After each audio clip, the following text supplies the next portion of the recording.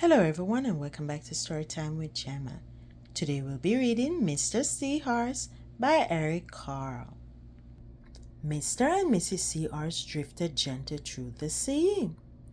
Mrs. Seahorse began to wiggle and twist, this way and that. "It's time for me to lay my eggs," she said. "Can I help?" asked Mr. Seahorse.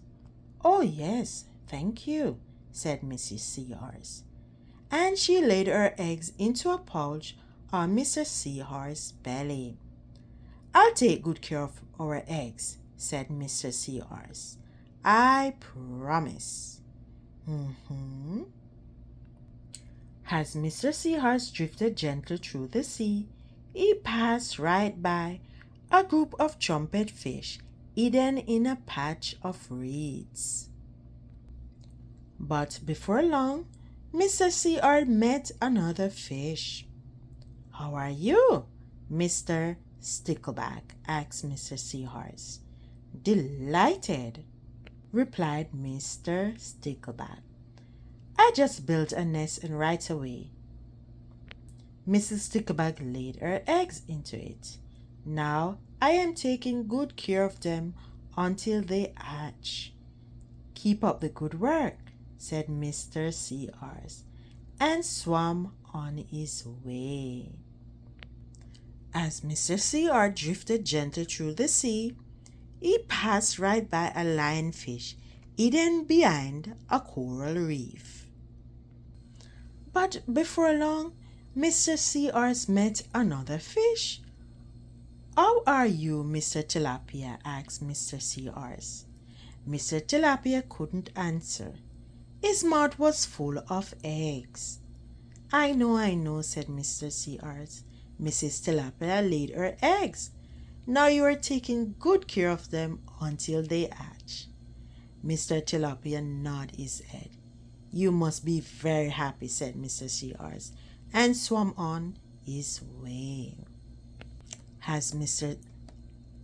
Seahorse drifted gently through the sea, he passed right by several leapfish hidden among the seaweed. As Mr. Seahorse drifted gently through the sea, he passed right by a stonefish hidden behind a rock. But before long, Mr. Seahorse met another fish. "How are you, Mr. Pipe?" asked Mr. Seahorse. "Couldn't be better," replied Mr. Pipe. "Mrs. Pipe laid her eggs along my belly. Now I am taking good care of them until they hatch." "You should feel proud of yourself," said Mr. Seahorse, and swam on his way. But before long, Mr. Seahorse met another fish. "How are you, Mr. Bullhead?" asked Mr. Seahorse. "Tip-top," replied Mr. Bullhead. Mrs. Bullhead laid her eggs, and the eggs hatched. "Now I'm babysitting." "You are doing a fine job," said Mr. Seahorse, and swam on his way. The time had come for the seahorse baby to be born. Mr. Seahorse wiggled and twisted this way and that.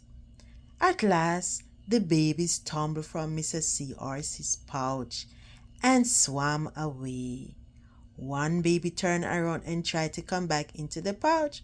"Oh no," said Mr. Seahorse. "I do love you, but now you are ready to be on your own."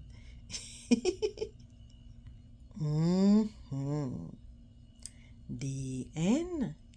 Thanks for tuning in to Storytime with Gemma. See you next time.